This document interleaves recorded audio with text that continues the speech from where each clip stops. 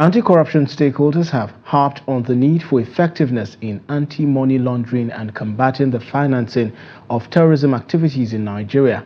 They say although Nigeria has some of the strongest legislations in the world regarding tackling illicit financial flows, limited access to beneficial ownership information and inability to factor in the activities of designated non-financial institutions and businesses in Nigeria, such as bureau de change operators, among others, will slow actions to strengthen the financial regulation system in Nigeria.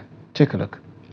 Speaking during a session to intimate anti-corruption and law enforcement agencies on addressing challenges and enhancing best practices in the reporting of suspicious transactions and activities by designated non-financial businesses and professions, the Nigeria Forensics Intelligence Agency, the NFIU, says until there is a database accessible by all parties involved in tracking illicit financial flows, the challenge of inefficiency remains. To be a major hindrance, it is going to be a challenge any which way, because at the end of the day, when it comes to AML CFT matters, you have to show effectiveness.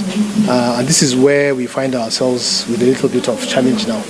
We have, I would probably say, some of the best legislation in the world regarding AML CFT. Only recently, we amended a number of our anti-money laundering and CFT acts, the MLPPA, for example, prohibiting money laundering.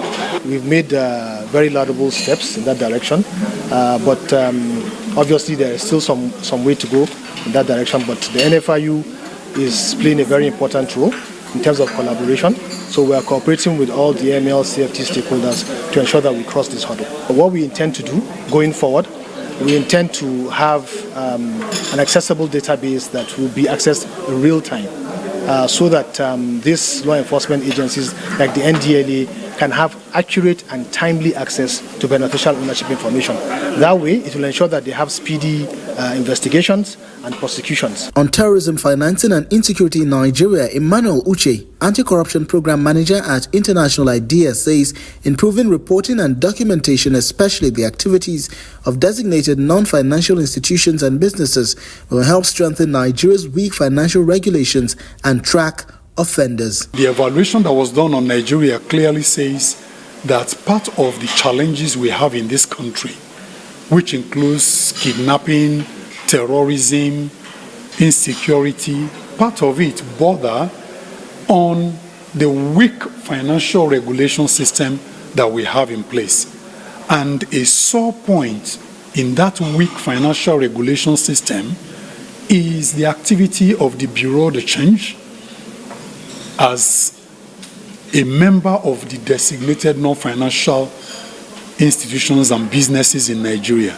We are focusing not only on the BDCs, we are also focusing on every other risky sector, like the hoteliers, like the lawyers who are now more compliant and responding to SCUMUL demands for reporting, like the jewelers, like the car dealers, like the real estate people.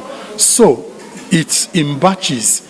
Today's own is targeted at the Bureau de Change people, but the sensitization and engagement is going to continue to the different sectors with the ultimate purpose of ensuring that we increase reporting, documentation of financial flows, particularly those that we think are illicit and suspicious. They say that although Nigeria is still in the grey list regarding best practices and the implementation of beneficial ownership information requirements, it has made tremendous progress ahead of the next review cycle.